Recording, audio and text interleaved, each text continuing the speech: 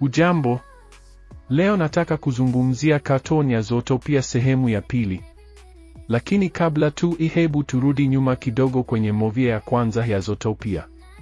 Wengi waliona kama katuni tu ya wanyama, lakini ukweli ni kuna mambo makubwa sana ya kujifunza. Hapa tuko na Judy Hopps, sungura mdogo anayetamani kuwa polisi. Ndoto kubwa sana kwa mwana sungura mdogo. Anaona dunia ya wanyama, anakutana na Nick Wilde, mbweha wa kisiri ambaye jamii imechoka kumtazama vibaya. Pamoja wanakabiliana na dunia yenye mipaka. Kitu cha kwanza kinachoonekana ni ubaguzi.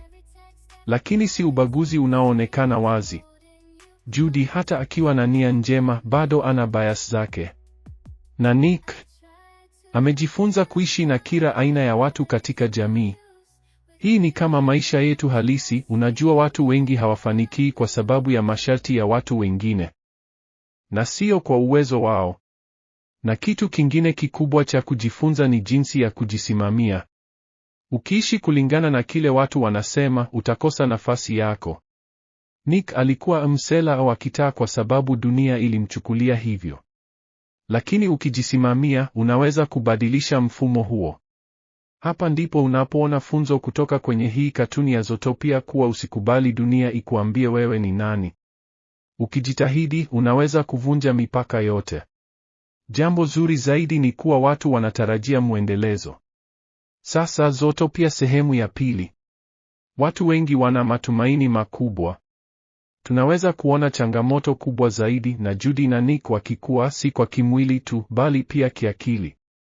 Nadhani watachukua mchanganyiko wa funzo kutoka movie ya kwanza, lakini wataongeza mabadiliko makubwa zaidi ya kijamii.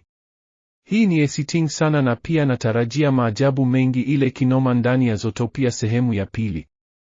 Na funzo kubwa ni ndoto zako ni halali hata kama wengine hawawezi kuamini. Ubaguzi huanza akilini, lakini unaweza kuvunjwa.